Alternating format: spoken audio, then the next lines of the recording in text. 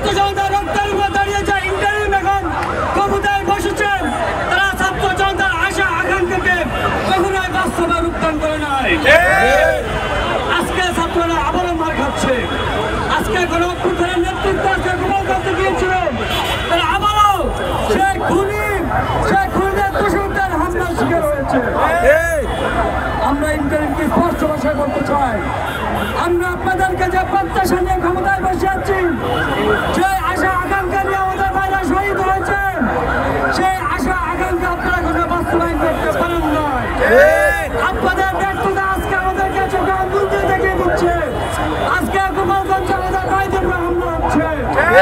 আমরা দেখতেছি সারা দেশে আবার খুনিরা মাথা চাওয়া দিয়ে উঠেছে। আমরা দেখেছি খুনিদের দোষরা আবার মাথা চাওয়া দিয়ে উঠেছে।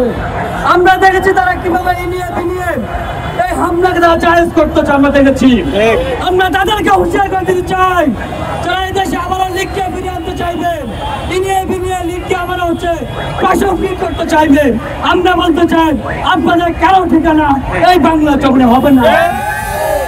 আজকে আমরা দেখেছি যখনই হচ্ছে কোনো অভ্যুত্থানের নেতৃত্ব বোঝানো হামলা হয়, তখন পুলিশ প্রশাসন নীরব নির্বিকার ভূমিকা তারা পালন করেছেন। আমরা দেখেছি এখনো হচ্ছে প্রকাশ্য খুনিরা প্রকাশ্য ঘুরে বেড়াচ্ছে। আমরা দেখেছি এই খুনিদেরকে আরেকটা আশ্রয়, আরেকটা গ্রুপ হচ্ছে সেটা দিচ্ছে। কার ইন্ধনে প্রকাশ্য খুনিরা প্রকাশ্যে ঘুরে বেড়াচ্ছে, আবারও হচ্ছে কি এখানে আশ্রিত হচ্ছে। আমরা সেটা একটা সুরাহা করতে চাই। আপনার একমাত্র ম্যান্ডেট হচ্ছে দেশের ছাত্র জনতা। দেশের আমি বারবার একটা কথা বলি, কোন অভ্যুত্থান পরবর্তী যে সরকার এসেছে, সেটা হোক রাষ্ট্রীয় পর্যায়ে, সেটা হোক বিশ্ববিদ্যালয় পর্যায়ে, তারা তাদের মেন্টেনের জায়গাটা বুঝে না। তারা বুঝে না তাদের আসল শক্তি জায়গাটা কোথায়, তাদের জায়গাটা কোথায়, তারা সেটা বুঝে না। এই জন্য আমরা দেখতে পাই যে বারবার করে কোনো একটা গোষ্ঠীটা তারা যাচ্ছে, বারবার তারা ধরাশায়ী হচ্ছে। আমরা ইন্টারিমকে আবার হুঁশিয়ার করতে চাই,